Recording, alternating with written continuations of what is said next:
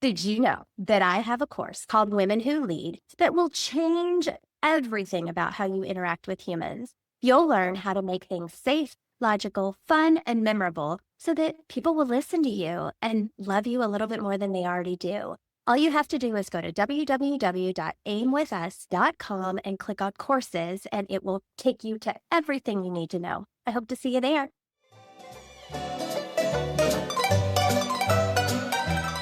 Welcome to Productive Joy with Dr. Christie, where fun meets action.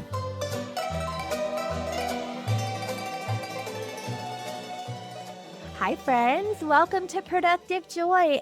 I am having so much fun, and we have literally gone international at this point. And so my guest today is calling in from Italy, and we've already had a lot of fun together. So I'm excited to share him with you. But before I do, I need you to follow this podcast. It makes such a difference. Please subscribe. It really does help. And if you do subscribe, then you'll get notifications about people like Nicolai. So Nicolai Nielsen is with us today. He is, I have to read this to make sure I get it right.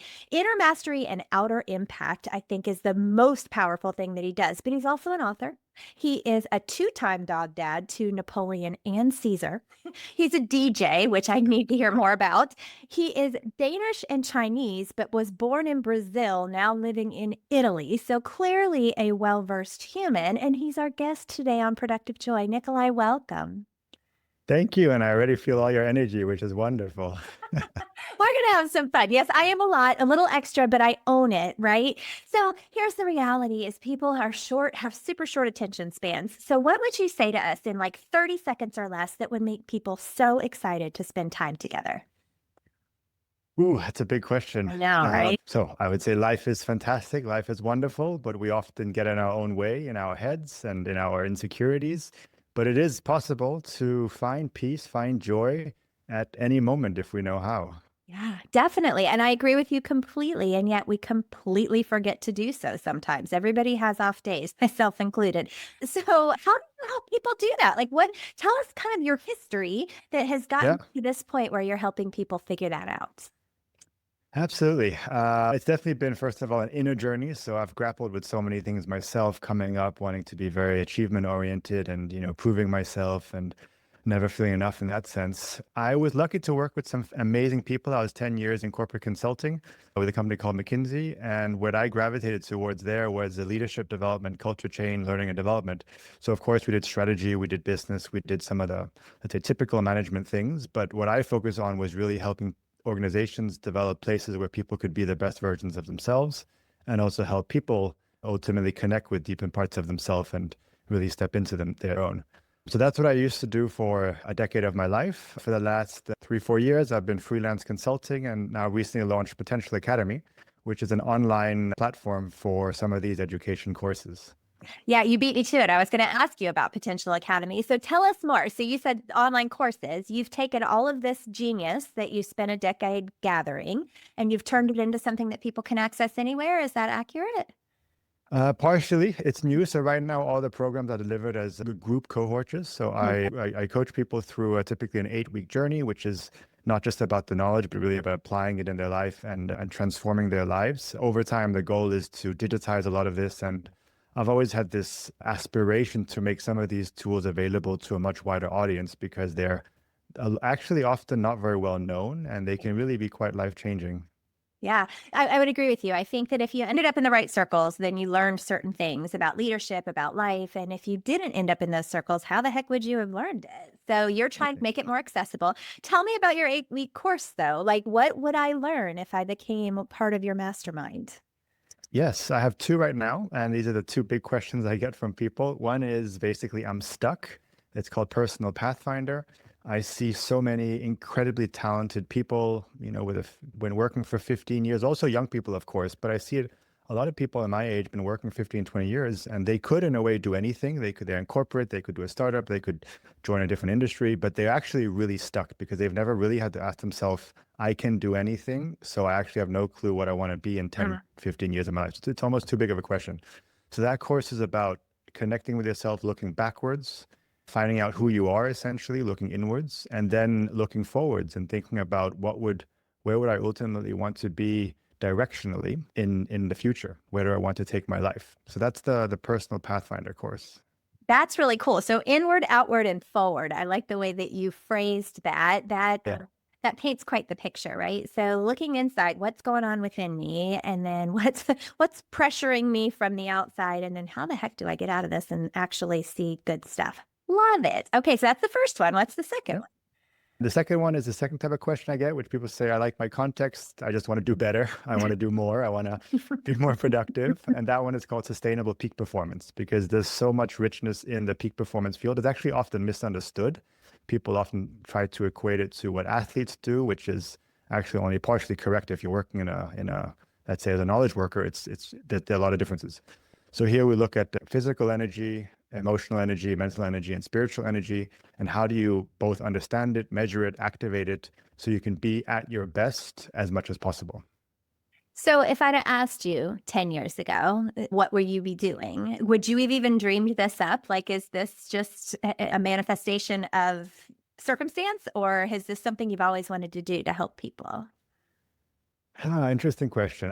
I would say, if I'm very honest, and I haven't really gone fully, I haven't really proclaimed this widely. I think it's something I want to do more in the future, but I've had an aspiration probably for 20 years to help, quote unquote, make the world a better place. But for me, it's through inner peace to outer peace, or inner peace through better cooperation and love, and making the world, let's say, function in a more tolerant way. So for me, that's very much my mission, helping people uncover all the stuff which is getting in the way, uncover things which make them have division, which make them actually see other people as others and in a more negative light. Get rid of all that and actually connect with yourself so you can connect with others.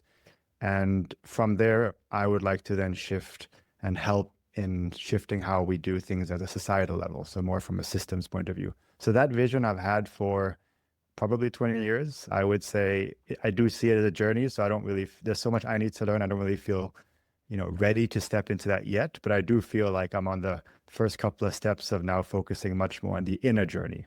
Yeah. Well, you don't ever arrive. I'm here to tell you. You're just going, right? Like, because it is about the journey. It's not about the destination. And it's clear that you have a heart and a desire to help people and to use what you've learned personally to help other people learn those same things, which is a gift. A lot of people keep those things to themselves, but you're not. And I think that's wonderful. So how'd you learn this? I mean, I realize, yes, you went through corporate, you did all those things, but I'm curious, like, what was the impetus that taught you, I have something to give other people and I'm going to make that happen? Well, what first came to mind was there were moments in my life where I just didn't like the way I was showing up. Mm. And for example, I remember reading the book. There was a moment, probably early 20s, where I was very, let's say, picky and difficult to be with, and always wanting things to be in a certain way. And I didn't like that, but it was something that was triggering me. And I remember reading the book, Don't Sweat the Small Stuff, and it's all small stuff. It's an old book, but Yeah. for whatever reason, that was just at the right moment, and it was life-changing, where I just had this moment of letting go of a lot of these things, which I felt were super important, but actually was just small stuff. So I think I've had a series of moments like that where I just didn't like something, and then rarely was it an overnight thing, but when it percolates in your mind saying, I don't like the way I'm showing up, or I realize there's something I'm doing which is constantly triggering, which is getting in my way, getting in the way of others, how can I work through that? So I think that's something I, of course, still work very much with. And from there, it's just the power of it. I see so much what I call unnecessary suffering, self-inflicted suffering, where it really doesn't have to be that way. No, it doesn't. But we get in our own way a lot of the time, like you're saying, and we somehow ruminate on the wrong stories in our heads, and you're helping people get past that. So for those of you that are watching, behind this sweet man are a whole bunch of books. I'm going to guess that you're rather well read. So since we have with us an audience of people who are trying to find more productive joy and trying to create it in the workplace, do you have any book recommendations besides Don't Sweat the Small Stuff? Yeah, that one I think is definitely worth checking out. There's many books. I know, right? I'm watching your brain. Yeah, I'm looking at I have more books over there. Oh, nice. So another one that was very life-changing for me was Stephen Covey's 7 Habits. Also, a classic. I read it at a very, very young age. So that one also had a big impact. I would say at a later stage, there's a book called Power versus Force, which is about levels of consciousness, levels of development, and it has a whole roadmap for understanding your worldview and also understanding the worldview of others. So I think that helps you realize how to look at yourself and how you actually see the world, but it also helps you relate to other people. So when someone acts in a certain way, you realize that this is actually how their lens is of the world. You know, some people do see the world as a very dangerous and difficult place. That is how they see the world. And when you understand that, then you can also relate to that person a different way. Speaking of worldviews, you have had a rather exceptional one, I would guess, based on, when I was asking you to tell me some things. So Danish Chinese, born in Brazil, live in Italy. How did that happen? What do you think? And how did that shape you into the man that you are today? Because there are lots of different cultures who handle things in very different ways, and they've all poured into you. Yeah, I was fortunate. I mean, it was my dad's job when I was growing up. So there we moved around quite a bit. He worked for an international shipping company. So typically every 3 to 5 years, we'd get up and go somewhere else. So there was Portugal, there was Thailand, South Korea, France, wonderful experiences. I remember actually in Thailand, the school had what was called International Day once a year, where people would dress up in their national costumes. And we literally had about 50 nationalities, right? So imagine I'm like 8 years old, 9, I was there for 5 years. Every year you learn about other cultures. And as a kid, for me, that was just my reality. So I took that a bit for granted. Yeah. And of course, I know it not. So I'm very grateful for that experience. How it shaped me is, I think, first of all, seeing the world as not such a big, scary place. So for example, moving after Denmark on my own volition to Dubai in the Middle East, working there for a while, moving to New York. And then during COVID, saying with my wife, we want to go back to Europe. And then we got up and moved to Italy. Of course, we make it sound easy. There were it was more challenging than it seems, but the world seems accessible as opposed to being, a place that's not really possible to venture into. Oh, I love that. The world seems accessible. So your circumstances taught you that you latched onto it and took it to the next level. I think that's beautiful. I think many of us either weren't exposed to it at a young age, so we're afraid, or we just haven't realized that, any of us can do that. I have a dear friend who decided to move to London after she lived in Florida first and then North Carolina, and it has opened her eyes to so many things. And it wasn't easy, and getting her visa to work over there and all the things, but gosh, if it hasn't changed her life. So I think we all could learn from you guys, from Haley and from you, Nikolai, that we put ourselves in a box instead of the world putting us in a box, and it's important that we get out of the box. So I have a question for you, because I feel like you found it. If you had to describe productive joy, what would you use to describe it? How would you describe productive joy? Yeah, I was reflecting a bit on that because it's it's a simple name of a podcast, but it's actually very powerful. Even when I saw it the first time, we got in contact a few months ago, and I was thinking, oh, productive joy, that, what do I think of that? And I was reading the description. And as I was reflecting, I was actually thinking that it's very core to what it means to be human. I mean, I do think I do a lot of work with ambitious people. One of my books is around how to understand and manage your ambition better.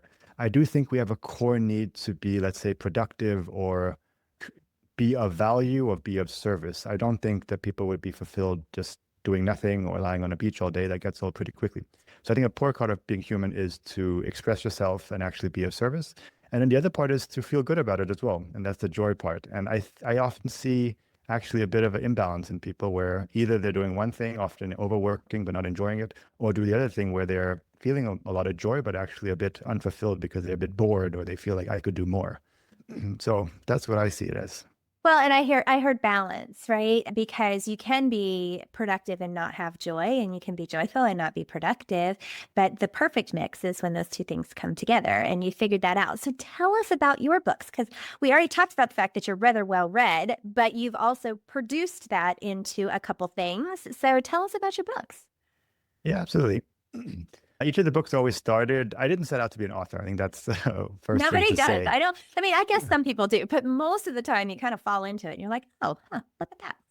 Yeah, that's very much what happened. And for me, it was always a question of, there was something I wasn't able to answer, like a problem statement, and I didn't feel like the literature on the market answered it well enough. So the first book is called Leadership at Scale, which is around how do you develop hundreds or thousands of tens of thousands of leaders across a company. There's lots of books about developing individual leaders, but I didn't find any that talked about system change. So this one I wrote with two McKinsey senior partners, and we really look at what does it take to shift an ecosystem to, with the largest clients, shift tens of thousands of leaders, which is, of course, a massive scale. So there's an individual component, but even more so, there's a systems and a culture component. Love that. Okay. The second book was more personal exploration. It took 6 years to write. It's called Return on Ambition. And it came out in, I think, when I can't remember if I was 31, 32, but it was really, I grappled with ambition for so many years where I was running so fast. And in a way, ambition should be a good thing, but I also felt like I'm actually not happy. And then we interviewed people, we talked to, colleagues and coworkers, and they were actually also very unfulfilled. So there's a bit of a, paradox there. Very talented, smart, hardworking people, and successful on the surface, but just ultimately not happy. So that book looks at how to manage your ambition. And we have a ambition triangle, which has achievement, growth, and well-being, which to some extent mirrors the productive joy as well. Yeah. There's an achievement piece, and then there's a well-being and growth piece as well. And then finally, briefly, the last book is about the future of work, some of the shifts that are happening, how to thrive in the future of work as an individual and as an organization. It came out about 2 years ago, and now we all know ChatGPT and all that is here. But we do talk about some of these things, which will only get faster in the future. Definitely. So what advice would you have? First of all, well done. I could go in like 6 directions, but I'm trying to get my brain focused on one. What advice would you give to your, let's say, 24-year-old self about, now that you've flashed forward, now that you've flashed forward, I guess that takes it. Yeah. Now that you've flashed forward to where you are today, what advice would you have for that 24-year-old who is trying to figure things out and recognizing and being in spaces where you were learning a heck of a lot? What advice would you give that younger version of yourself? I mean, what came to mind, which I actually don't think is the right one, what I was thinking was about slow down. No, that's important. But I also feel like you have to go through certain steps to get there. So if you haven't, at least for me personally, when I had learned certain things, achieved certain things, it helped me then slow down.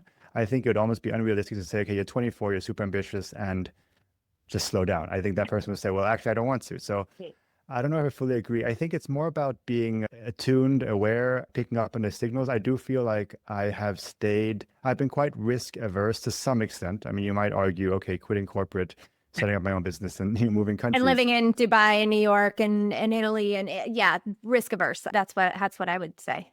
Maybe not fully risk averse. But I do feel like it's, as a young person, really being honest with yourself. I think there were moments where I wasn't fully honest with myself and powered through situations or moments of my life where I just wasn't actually really, really happy. And it took longer than, and maybe that's part of the journey, so it's hard to say, but if I am telling my younger self what to do, I would say, be a bit bolder on maybe changing the context if you really feel like it's not the right one. I love the way you said that. I asked it selfishly because I'm the mother of 24-year-old twins, and one of them is getting married in two weeks from when this airs. And for both of them, I want them to dream big, and I want them to not feel painted in a box. And yet, I think there's a fear because social media is the way it is, because the world is smaller yet scary, and AI and all the things, everything's so unknown that I think that kids are living small, right? Like they're afraid of the unknown. And so it's trapping them. I also think that COVID wrecked this particular age group, if I'm just being honest. It hit when they were in college, and it just kind of set them back a minute. So I loved your answer because I think it is relevant not just to the 24-year-olds, but to all of us, that we need to recognize that everything that we're learning is coming together to make the right version of who we're supposed to be if we let it, right? We can be done unto or done alongside. And what I heard you say is that we need to recognize that we're being done alongside, and what we're learning is important, and it's going to take us to where we need to go. And then we can do all the big stuff. So thank you. That was a very selfish question for Jackson, Chloe, and Cassidy, who are all... Well, congratulations on the wedding coming up as well. That's wonderful. Yes. I'm not sure. Like, I'm going to be a mother-in-law. Like, I'm not sure I'm going to be good at that. I hope I'm going to be good at that. But I'm sure you'll be great. You asked the right question already. oh, trying. Parenting adult children is a whole different experience as well. So, yeah, the learning. Actually, do you have any advice for the parents? Because that's the thing. My husband and I are writing a book. It's going to take forever because there are no rules, but it is how to parent adult children. And originally, it was going to be completely blank inside because I don't think that there are any rules. All I know is that that's an oxymoron in and of itself because you don't parent adult children, you mentor them, you lead them Yeah, I good. like that. But Yeah. the reality is, you spend all of your younger years telling you it's hot, don't touch that. And then when they get older, you have to go, oh, did that hurt? Right? When they touch the hot thing, because you can't tell them not to touch it anymore. So do you have any advice for The those of us trick that are is on the not purely from a, well, in a family context, but in more also the business sense. So yeah. working with family-owned enterprises or family businesses, you see a lot of dynamics when the business is intergenerational or multi-generational. And Yeah. what you often see is that people get stuck in the parent-child roles. And even as adults, in some cases, 40, 50-year-old adults, they still submit to the child energy when they're with the parents. And I think helping people actually, first of all, sometimes systems aren't aware of it, that is happening. They just feel like there's something not in balance. So realizing it, but then also helping parents and children break out of that and ultimately really connecting as peers. I Yeah. think that is How do you help people important. do that? Because I have seen it. I've actually heard it called the powdered butt syndrome, which is simply that if somebody's ever powdered your butt, you're never going to take advice from them. So right, it's just if I've powdered your butt, I'm not going to take advice from you. Is the way that works. So how do you help people break out of that? Well, to be honest, we often work with very experienced coaches in this one. So I would not do that kind of work. There are coaches who are really specialized in family Yeah. constellations. So I don't want to, speak on their behalf. I would say at a simplistic level, I think what really needs to happen at all ages is for children just to gain that confidence. I mean, when they step into really their own as adults, and this is not just for children, but anyone, then you start setting your own worldview and you break free from what used to be imposed or norms that you used to take as granted. So that's the shift, as you probably Yeah. know. I mean, stepping into a self-authoring point of view. I love that. Well, and again, you living it. I'm in that sandwich generation where you're taking care of your parents and you're taking care of your adult children, and you're Yeah. like, wait, I thought we were, empty nesters who were just going to get to do fun things. That doesn't work like that. So, well, Nikolai, this has been such a pleasure, and I do have some rapid fire questions if you're willing to answer them for me. Are you Yeah, absolutely. You excited? Okay, here we go. I am. First question: what is your definition of fun? You first thing that came to mind with my dogs, you mentioned Okay, tell us about Caesar and Napoleon. Caesar Napoleon. They are a cockapoo and a maltipoo. So, Oh, cute. 7 kilos and 5 kilos, small dogs, big personalities. And I've heard it said before, but I mean, dogs are just pure love. And when you connect with them, then everything else falls away. So they can teach us a lot as humans. Yes, they can. Oh my goodness. I bet they are adorable. And those are little dogs. They are adorable and a handful. Yeah, well, and that's their job is to bring you joy and drive you crazy all at the same time. At least Exactly. I know that's what mine's doing. I don't see him right now, but he's Being very quiet. making me crazy. How do you know that you are showing up as your authentic self? Ooh, it's a gut feeling, Mm. I would say. Or I often I will know when I'm not showing up as my authentic self. And that's also something that takes a bit of work, but tuning into yourself, then you feel when things are off. I believe so much in, we have neurons in our heart, in our gut, and they actually tell us a lot. They send signals to the brain. And if we're not in tune with them, often we're not, but you can learn how to open up those channels as well. Definitely, definitely. Okay. How do you channel your best self on your worst days? Ooh, this is one thing I'm talking about in the course. I believe a lot in oscillation. I mean, that's also what the research says. So I do believe in having off days, first of all. Maybe not everyone likes that answer, but having off days, I think, is normal. I personally find being with other people, for example, if I'm super low energy, but then being on a problem-solving call at the end of the day, I can be really productive. So having some kind of social interaction just brings out the energy. Yeah. Well, and just being completely honest, I was having an off day this morning. I don't have them often, but I do think they are important. And I just, it, a lot's going on. So I feel like all my nerves are exposed, right? And so Oof. anything that's coming at me is prickly. Yeah, yeah. Don't touch me. That's too much. And yet, you're the second interview that I've done today, and I feel completely different now. So I think what Oh, you that's said is wonderful. true is when you surround yourself with people who are light and life, then you can feed off of that. So thank you, Nikolai, for Yeah, filling my cup today. I'm Definitely glad. needed it. Okay, Likewise. last question. It's going to be tough because darn, you've said some good things. People by nature, their brains can really only hold on to one major thing in a 30-minute time frame. So if you could have one thing stand out to the people who've listened to this podcast, what's the one thing you really want them to hold on to? Hmm. I would say life is short. Life is short. We only have one life, and stop living the life that's not meant for you. Well, I'll say a second, one and a half things. I Right. think it is possible to be really at peace with yourself in any moment, at any time, if you just slow down and really connect. So when you're feeling really stressed, of course, all the work deadlines and commitments are important, but stressing about them actually doesn't help. And you can realize at any moment that that moment is perfect just the way it is. Still crazy ambitious. I want to get to certain goals, but right now I'm at peace. Hmm. Thank you for that. That was beautiful. Listeners, they just keep getting better. So if you are listening and you experienced something fabulous, Nikolai, how would they find you? Because they need to find you. They need you in their lives.